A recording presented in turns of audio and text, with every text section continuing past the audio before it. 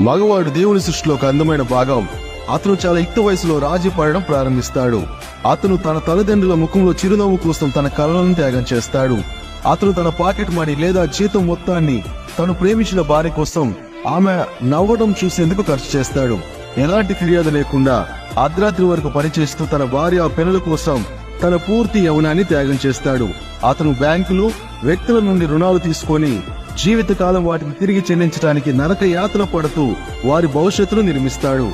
అతను చాలా కష్టపడుతున్నాడు. అయినప్పటికీ అతని తల్లి భార్య బాస్ నుండి తిట్లు తినవలసి వస్తుంది.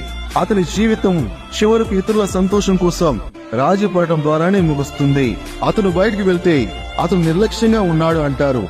అతను ఇంట్లో ఉంటే వాడు ఒక సోమరి అంటారు. అతను పిల్లలను తిడితే అతను ఒక రాక్షసుడు అంటారు.